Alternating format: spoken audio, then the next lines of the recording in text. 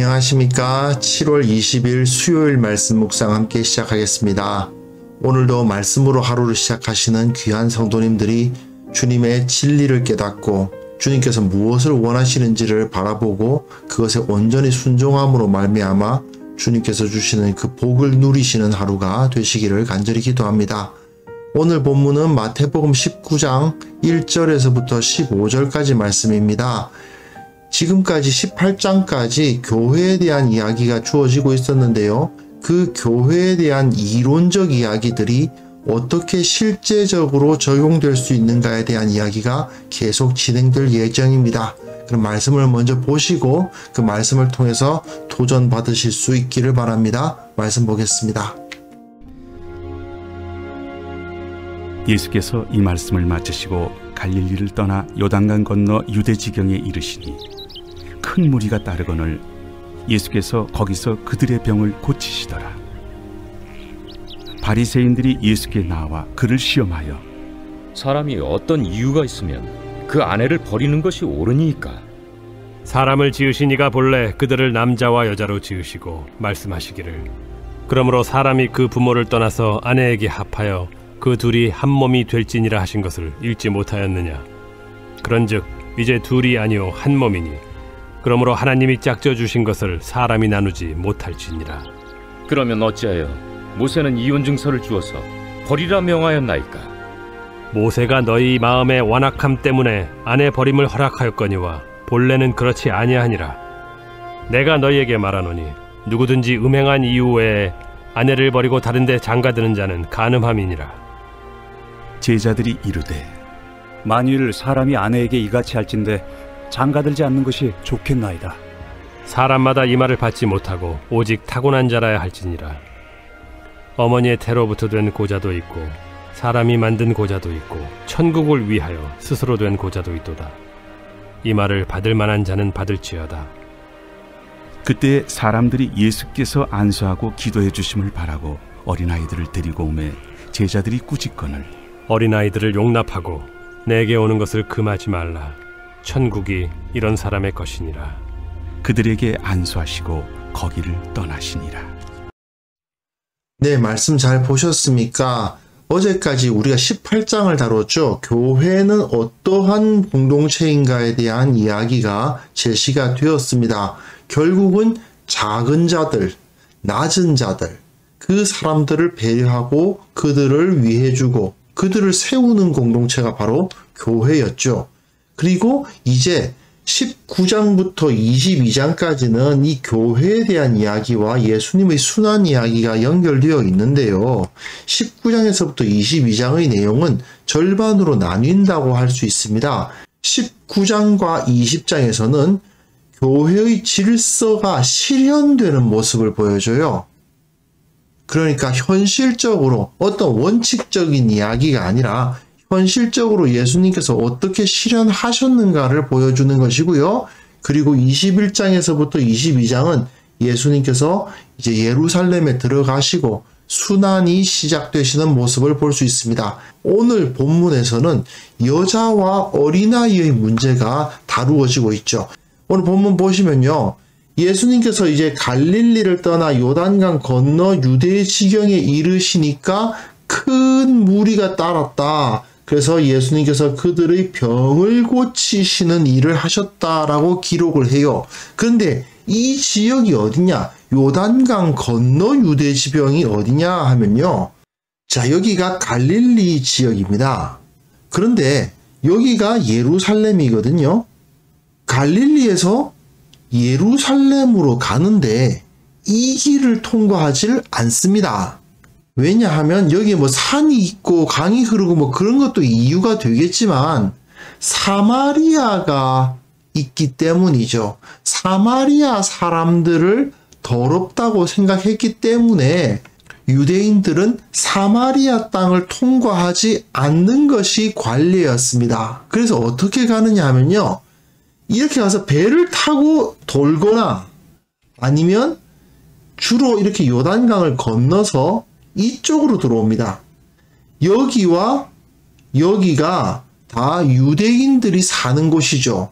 여기서는 요단강 건너 유대라고 말했지만 정확하게 말하면 베레아 지역입니다. 하지만 유대인들이 이렇게 퍼져 살았기 때문에 요단강 건너 유대라는 표현을 써서 베레아 지역을 표시하고 있는 거죠.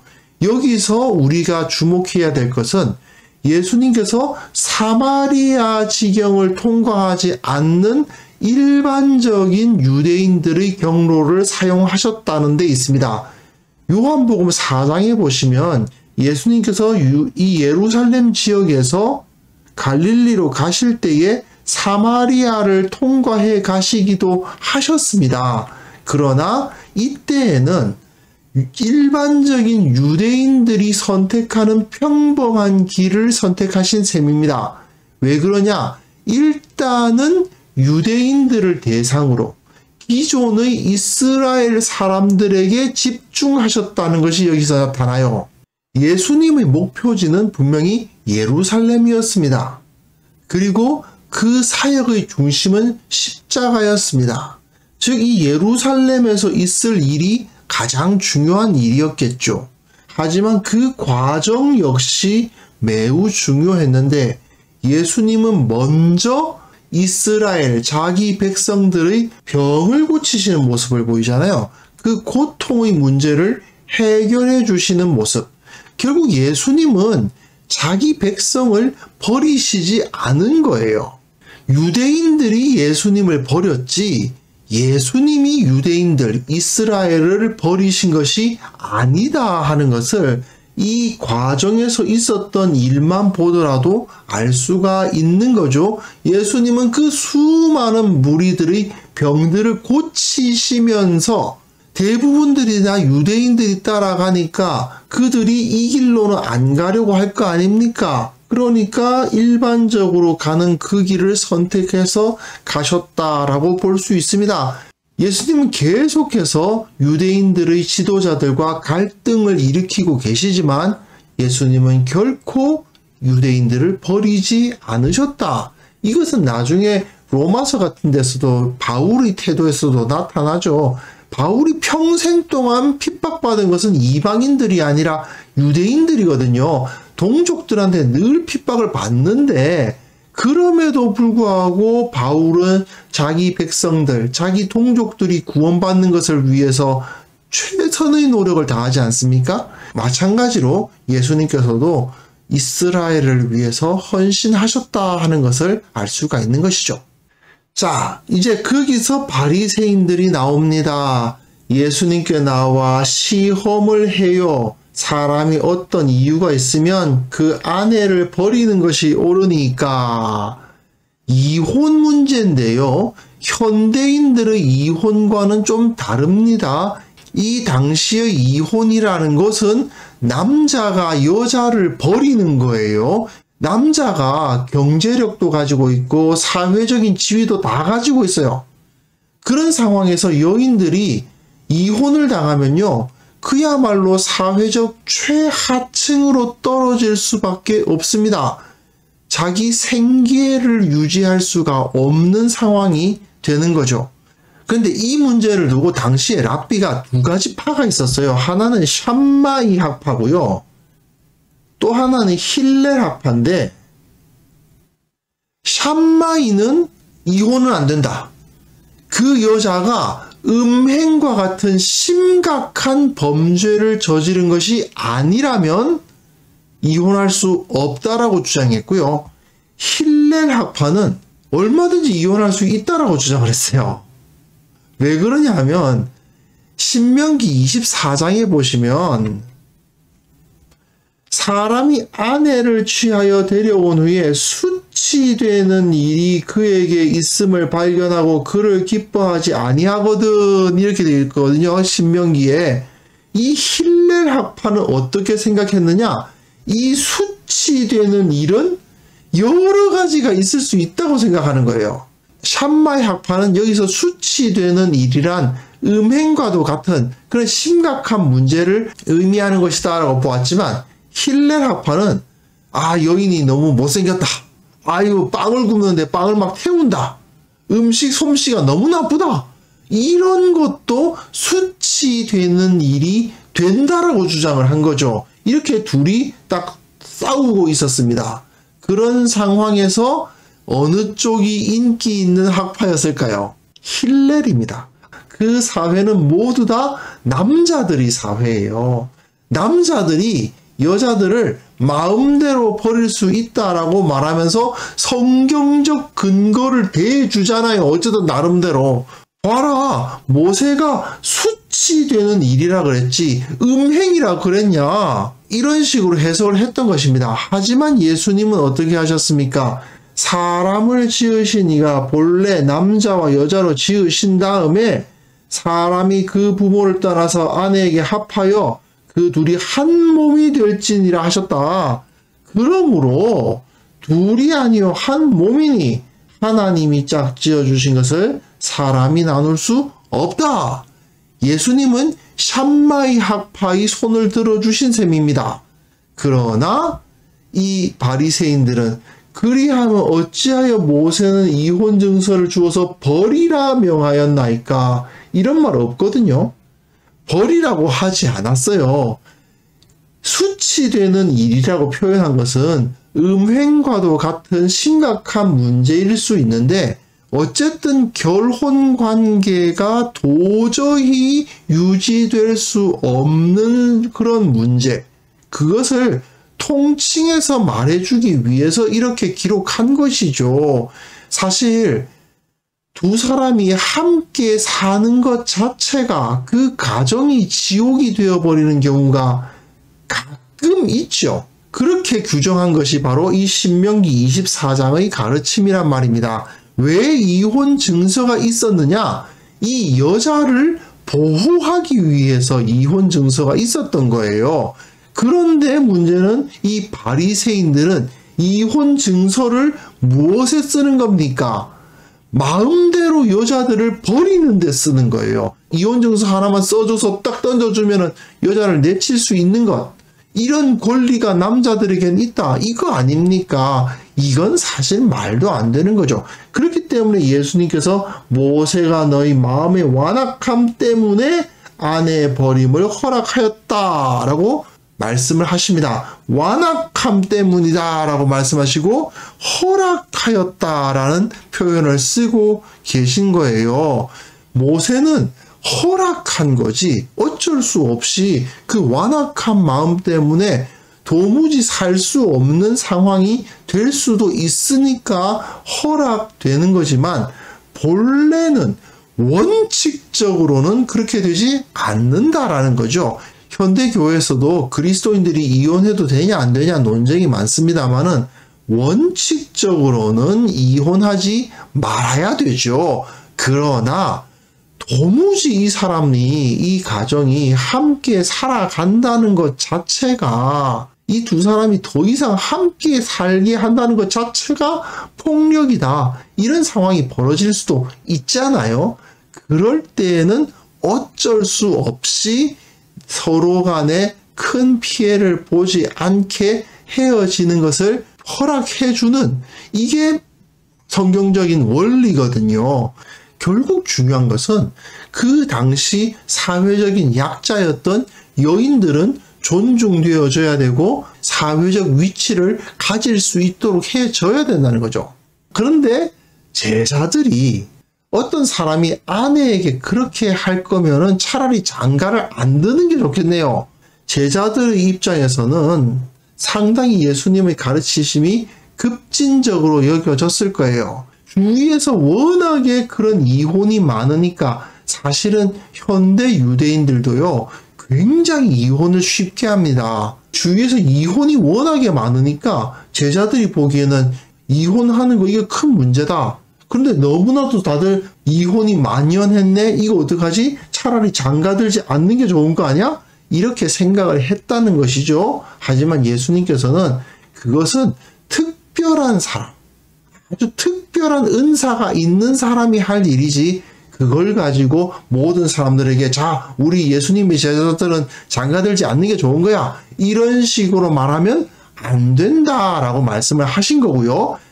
다만 여기서 우리가 기억해야 될 것은 이 당시에 남자와 여자의 사회적 지위는 거의 비교 불가능할 정도로 차이가 컸다는 거. 그래서 여자들이 가정에서부터 차별을 당하고 생존의 위협에 내몰렸다는 거. 그것에 대해서 눈 감아서는 안 된다는 예수님의 가르침이다 하는 것을 기억하시면 좋겠습니다. 그리고 그 다음 본문 보시면요. 이제 어린 아이들이 나와요. 여기서 사람들이 예수께서 안수하고 기도해 주심을 바라고 어린아이들을 데리고 왔다라고 되어 있는데요. 우리말에서는 수동태가 좀 부자연스러우니까 이렇게 번역을 했는데 사실은 사람들이라는 말은 없고요. 어린이들이 안수하고 기도해 주심을 바람으로써 이끌려 왔다라는 표현을 쓰고 있어요. 그래서 제자들이 꾸짖건을 이렇게 되어 있거든요. 그 제자들이 누구를 꾸짖었다는 이야기예요. 여기서 사람들이 어린아이를 데리고 왔으니까 제자들이 사람들, 그러니까 어른들을 꾸짖은 거냐? 그게 아니고 어린아이들을 꾸짖은 거예요. 여기서는. 왜냐하면 여기서 사람들이라는 말은 없어요. 어린아이들이 주어예요. 그러니까 제자들은 어린아이들을 꾸짖은 거예요. 왜냐하면 그 당시에는 어린아이들은 마음대로 그냥 어른들이 뭐라 할 수 있는 그런 분위기였으니까요. 그런데 예수님께서 어린아이들을 용납하고 내게 오는 것을 금하지 말라. 천국이 이런 사람의 것이니라. 사실 앞에서 18장에서도 예수님께서 가르치셨죠. 어린아이와 같고 작은 자와 같은 그러한 사람들이 천국을 소유할 것이라고 이미 가르치셨는데 여기서 어린아이들을 실제로 제자들이 어른이라고 어린아이들을 혼내고 꾸짖고 그래서는 안 된다라고 말씀을 하시는 겁니다.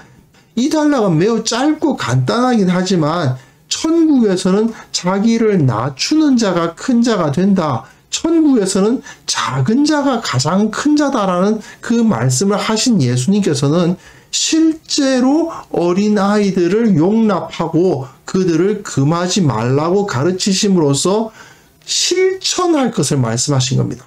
단순히 이상적으로 작은 자가 높아지는 거고 겸손한 사람이 높아지는 거고 이렇게만 생각할 문제가 아니라 실제로 이 사회에서 여자들이 차별 대우를 받고 있는데 그들의 사회적 지위를 보장해 줘야 되고 실제로 어린 아이라는 이유로 어른들에게 막 그냥 맨날 야단 맞고 무시당하고 있는데 그 어린 아이들도 충분히 그 사회의 일원이라는 것을 인정받는 그러한 사회 변혁을 일으켜야 된다라고 예수님께서 가르치고 계신 겁니다. 그러니까 하나님 나라의 질서라는 것은 단순히 이상 속에만 있는 것이 아니고 실제로 살아가고 있는 그 사회에서 실현되어야 되는 거였어요. 그러니까 제자들은 어떻게 해야 됩니까? 예수님을 믿는 사람들은 이 세상에 이러한 가치관을 퍼뜨려야 되는 겁니다. 가끔 교회에서 왜 전도라고 하면 그냥 좁은 의미로만 생각해가지고 그 사람이 교회로 나오게 만든다. 또는 예수님을 주님이라고 입으로 고백하게 만든다. 이것만 전도라고 생각하는 경우가 있어요. 물론 전도에서 가장 중요한 부분이면 틀림이 없죠. 하지만 그 전도는 단순히 그것만을 의미하는 것은 아닙니다. 성경이 가르치는 가치관, 성경이 가르치는 세계관이 세상에 전파되고 예수님께서 가르치신 그 가치관을 소유하는 사람들이 세상에 많아지게 하는 것, 그것이 바로 전도인 것이죠. 예수님께서 말씀하신 그 법이 이 세상에서 실현될 수 있도록 하는 것, 그 역시도 하나님의 나라를 선포하는 것이라는 사실을 우리는 여기서 인식을 해야만 됩니다. 결국은 우리가 살아가고 있는 이 세상, 이 당시만큼 여인들이 차별 대우를 받는다든지 아이들이 그 존재감이 없다든지 그건 아니죠. 예수님 당시와 비교해 본다면 그야말로 남녀 평등이 엄청나게 많이 이루어졌고 그리고 어린이들에 대한 존중과 복지가 잘 이루어지고 있는 것은 사실입니다. 그러나 그럼에도 불구하고 이 세상에서 여전히 존재하고 있는 차별이나 배려 없음, 이런 문제를 우리는 반드시 해결해 갈 수 있어야 될 것입니다. 그래서 이 시간 함께 기도하실 때에 내가 약한 자들, 차별받는 사람들에 대해서 배려하고 돕는 마음을 갖게 하여 주옵소서. 또한 이러한 예수님의 가르침이 이 세상 가운데 널리 퍼뜨려지게 하옵소서. 이런 기도 제목으로 함께 기도하는 시간 가졌으면 합니다.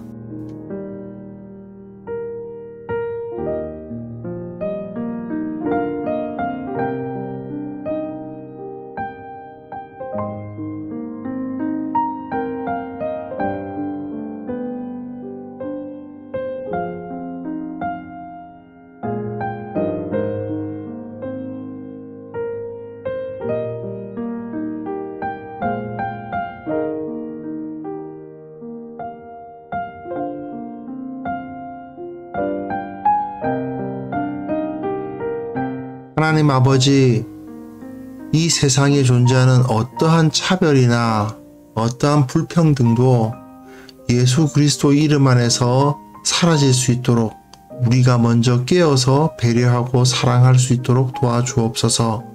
이 세상의 성경적인 가치관을 널리 퍼뜨리고 사람들이 성경적으로 생각할 수 있도록 그러한 운동을 펼치는 공동체, 그러한 교회를 우리가 세워갈 수 있도록 하시고 이 사회가 하나님의 나라로서 변화되는 것을 우리가 볼 수 있도록 도와주옵소서.